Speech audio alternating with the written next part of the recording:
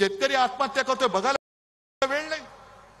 उद्योगधंदे तुम्ही सरळ उचलून माझ्या महाराष्ट्रात बेकारी वाढते, महाराष्ट्र मेला तरी चालेल पण गुजरात जगला पाहिजे ही तुमची वृत्ती।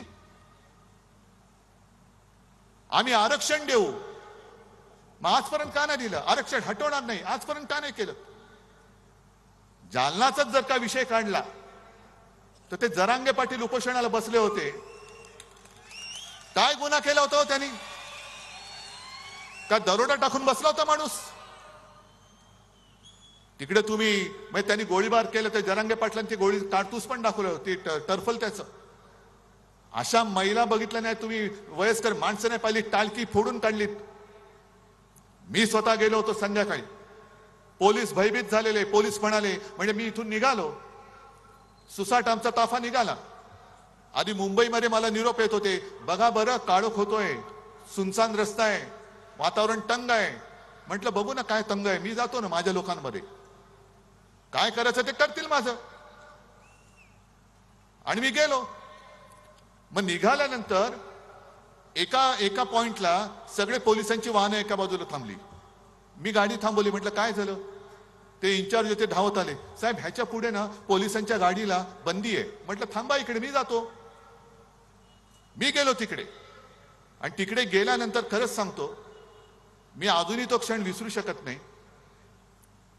एक तर गेल्याबरोबर लाट्या काट्या खाल्लेले सगळे माझे बांधव होते, त्यांनी मी गेल्यावरती जो जयघोष केला की त्यांना वाटलं की कोणतरी आधार देणारा आला।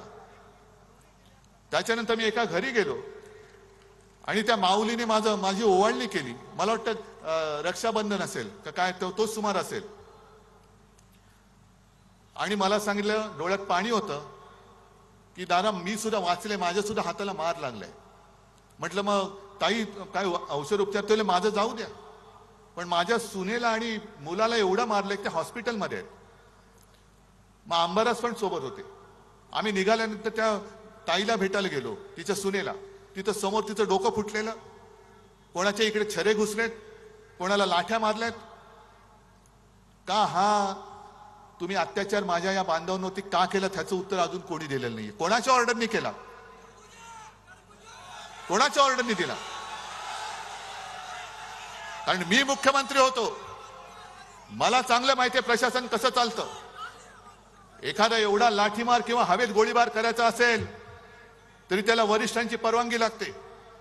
आणि तिथल्या लोकांनी मला जे सांगितलं की एक वर्ण कोणाचा तरी फोन आला आणि त्याच्यानंतर अचानक जणू काही सैतान अंगात यावा तसा पोलिसांनी लाठीमार सुरू केला।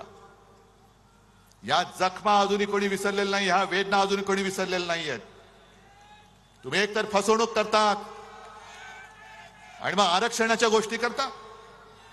आज केजरीवालना जामीन झालेला आहे, पण तुम्हाला सगळ्यांना माहिती आहे केजरीवाल जे आहेत त्यांच्या सरकारचे अधिकार हे मोदी सरकारने काढून घेतले, ही हुकुमशाही नाही। बरं सर्वोच्च न्यायालयाने केजरीवालचे अधिकार त्यांच्या सरकारचे परत दिले। मोदी सरकारने काय केलं? ताबडतोबीने, वेळ घालवला नाही, ताबडतोबीने तो मुद्दा लोकसभेत आणला आणि पाशवी बहुमताच्या जोरावरती सर्वोच्च न्यायालयाचा निकाल परतवून लावून तो बदलला आणि सगळे अधिकार मोदी सरकारच्या ताब्यात घेतले। मग हा निर्णय तुम्ही जसा बदललात तसा आरक्षणाचा का नाही बदलत?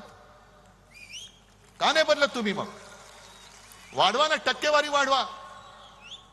वाढवा, पण तुमच्या सोयीचं तेवढं निवडायचं आणि लोकांच्या कोपऱ्याला गुळ लावायचा। आम्ही तुम्हाला शेतकऱ्यांना हमी भाव देतो, आहेत इथे शेतकरी आहेत, आलेत का? हे